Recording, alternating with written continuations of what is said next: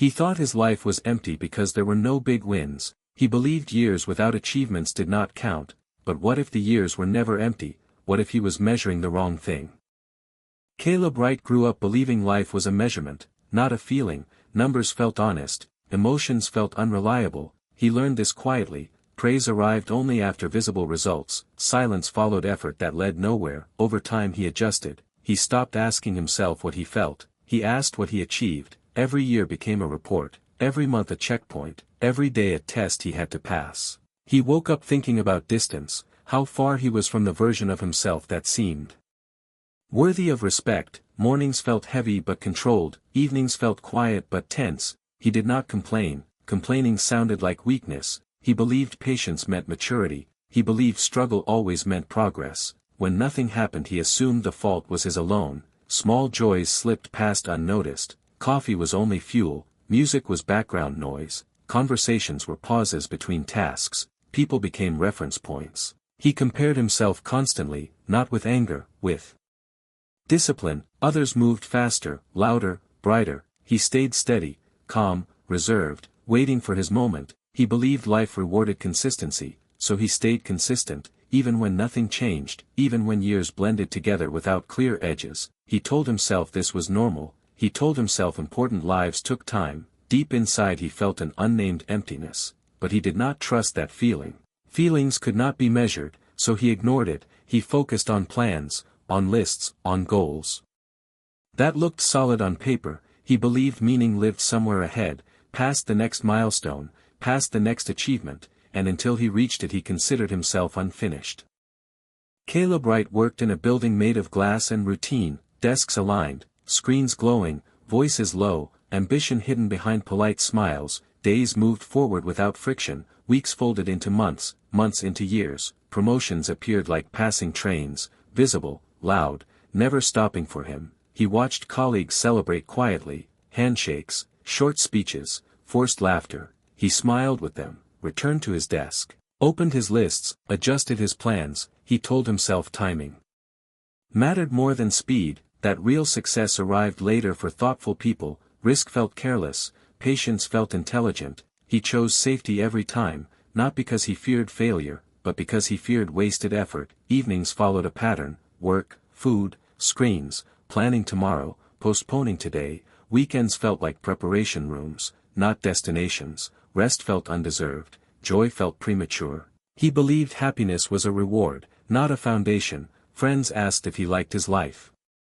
He answered honestly. He said it was fine. Fine meant stable, fine meant acceptable, fine meant not falling behind. Inside he felt suspended, as if life waited for permission to begin. He believed one clear achievement would unlock everything: confidence, peace, pride. Until then he stayed neutral, controlled, unfinished. He measured himself against imagined versions, stronger versions, braver versions, versions that chose differently years ago. These comparisons were quiet but constant, like background sound. He did not feel dramatic sadness, he felt absence, like a room missing furniture, functional but hollow. He assumed this was adulthood, he assumed this was responsibility, he assumed meaning arrived later, so he kept waiting, convinced that one day proof would arrive and justify all the waiting.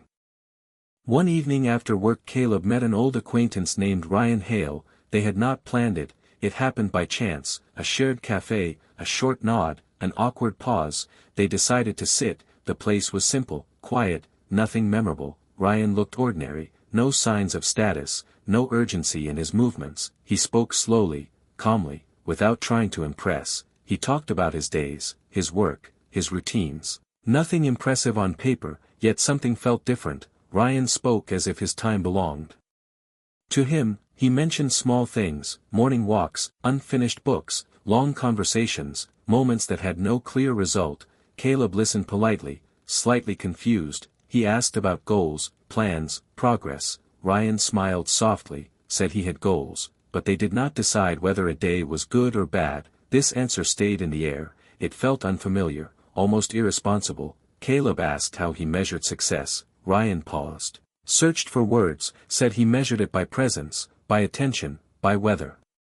He noticed his own life while living it. Caleb nodded, but inside he resisted. This sounded vague, unprovable, unsafe. On the way home Caleb replayed the conversation. He tried to dismiss it, yet it followed him, not loudly, quietly, like a question without pressure. He noticed his own walk, fast, automatic, eyes forward, mind elsewhere. He noticed how often he postponed moments, saving them for later. A later that never arrived. That night he reviewed his lists, his goals, his timelines.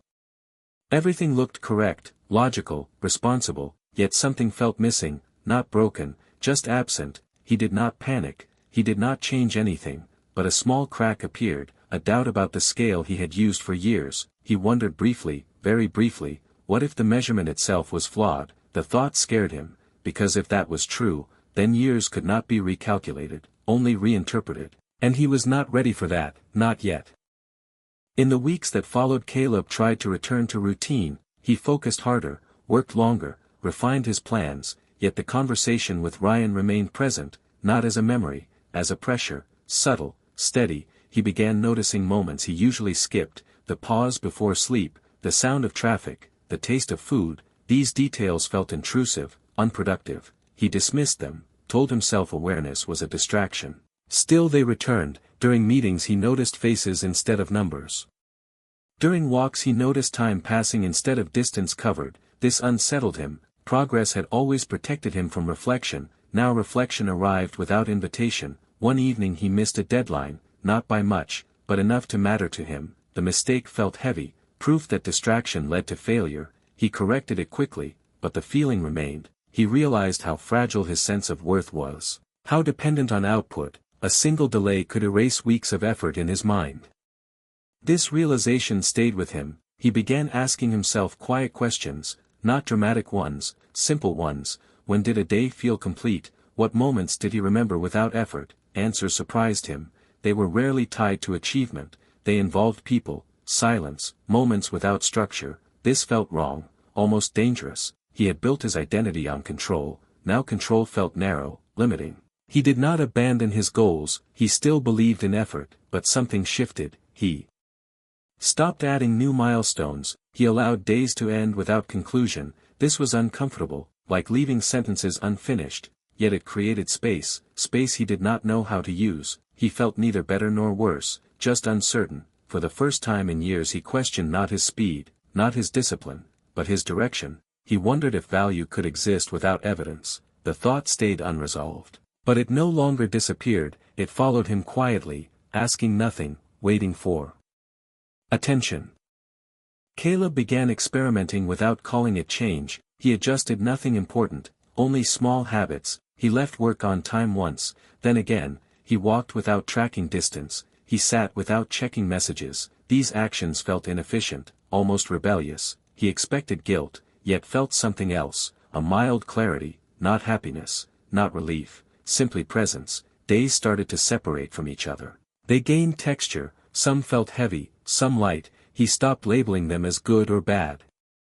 This confused him. He had always sorted life into outcomes. Now outcomes felt secondary. He met Ryan again. They walked, spoke little. Silence felt allowed. Ryan did not offer advice, did not explain philosophy. He simply lived. This irritated Caleb slightly. He wanted instructions, a system, something measurable. Instead he was left with observation. He noticed how often he rushed moments that required nothing from him. He noticed how often he delayed rest, as if rest needed permission. He began remembering days without checking his calendar. This was new. Memory had always belonged to milestones. Now it belonged to moments. This shift frightened him. If meaning came from moments, then his past was not empty, just unread. He reviewed years differently, not by achievements, by endurance, by attention, by survival. He saw himself not as late, but as present all along. This softened something inside him. Not dramatically, gently. He still wanted progress,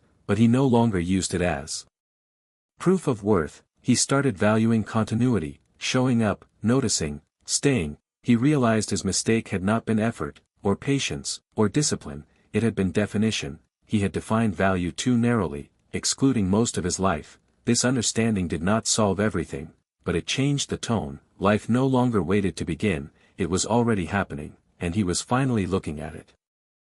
As this new awareness settled, Caleb noticed resistance inside himself, not fear, But habit, years of measuring life by outcomes did not dissolve quickly. Some mornings he woke up and reached automatically for comparison, for numbers, for distance. He caught himself and paused, not to judge, just to notice. This pause became important. It created space between impulse and belief. He realized how often he had mistaken urgency for purpose, how speed had replaced direction. He began allowing days to unfold without forcing meaning into them. Some days felt empty, and he accepted that emptiness did not equal failure. Other days felt full without explanation. He stopped trying to capture them, he let them pass. This felt unfamiliar, like walking without marking the path. Conversations changed. He listened longer, spoke less about plans, more about experiences. People responded differently, slower, warmer. He noticed trust forming without effort. At work he remained reliable, but no longer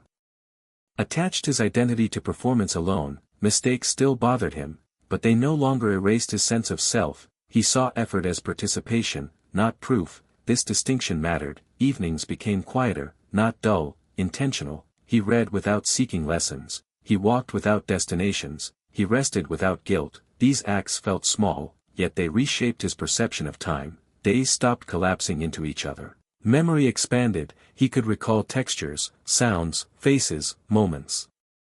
Without achievement, this felt like reclaiming lost territory. He understood now that his life had never been empty. It had been filtered, reduced to what could be counted, everything else discarded. He felt both regret and relief. Regret for years narrowed, relief that nothing was truly lost, only waiting to be seen. This realization did not announce itself loudly. It settled quietly, like breath returning to a room. He did not feel complete, but he felt real, and that was enough to continue.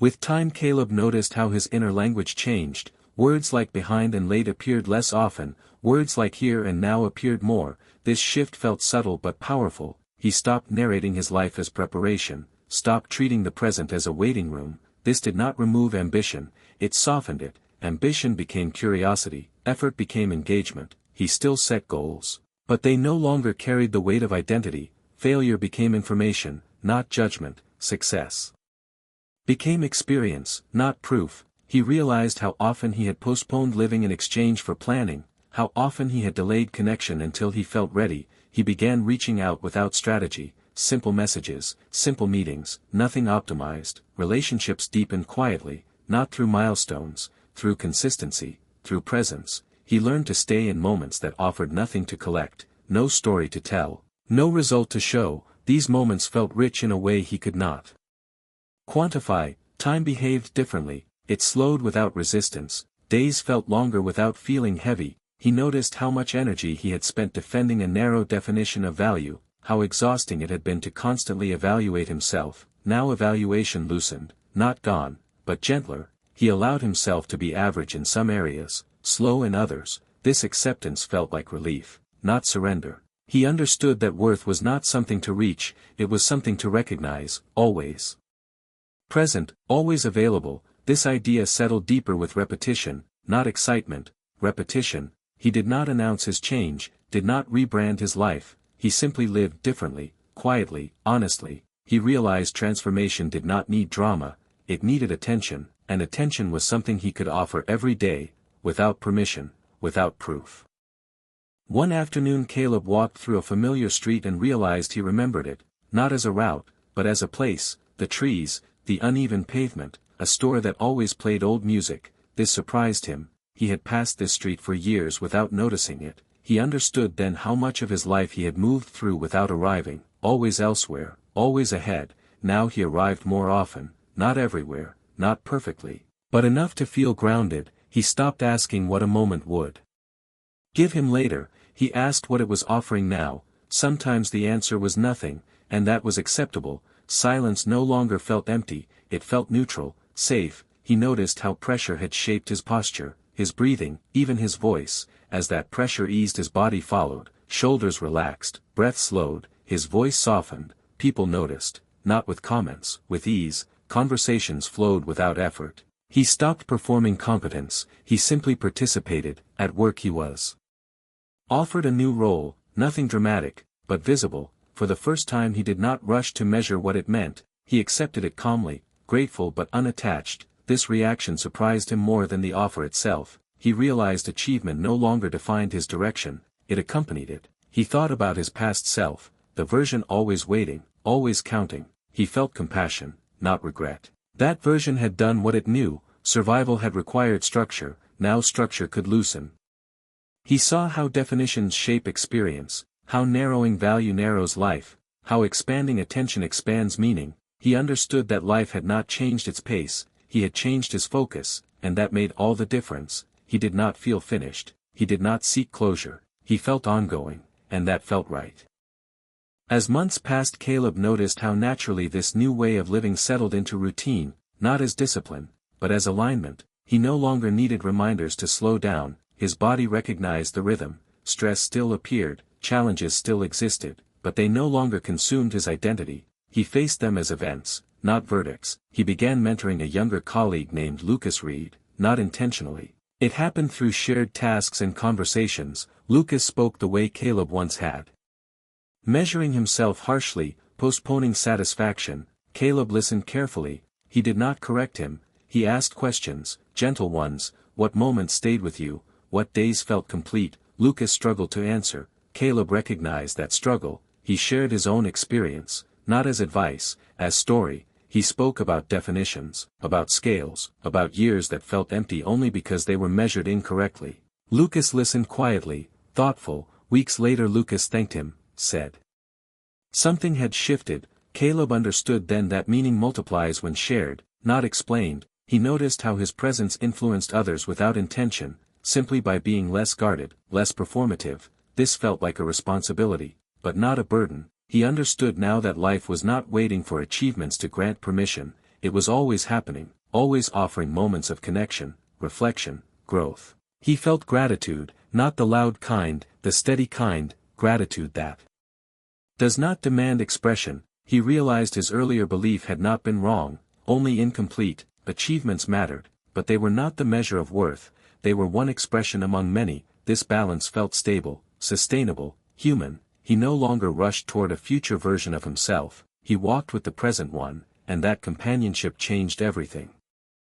On a quiet evening Caleb sat alone without planning, without reviewing, without preparing tomorrow. This stillness no longer felt like absence, it felt full. He reflected on his life not as a sequence of wins or losses, but as a continuous presence. He saw years he once dismissed, now rich with unnoticed resilience, unnoticed care, unnoticed effort. His mistake had never been failure, it had been definition. He had measured value by milestones and ignored continuity, by outcomes and ignored endurance, by proof and ignored experience. Understanding this did not rewrite the past, it reinterpreted it, and that was enough. He no longer needed to justify his life with grand achievements, living it with attention felt sufficient. He accepted that some days would remain ordinary, some would feel empty, some would feel meaningful without explanation. All were valid, all belonged. He understood now that worth is not something life grants, it is something we recognize by staying present, by noticing, by participating fully. He felt calm, not because everything was resolved, but because nothing needed to be earned to exist. The scale he once used had been too small. Life was larger than measurement, larger than achievement, and when he stopped trying to weigh it, he finally felt its weight, steady, real, enough.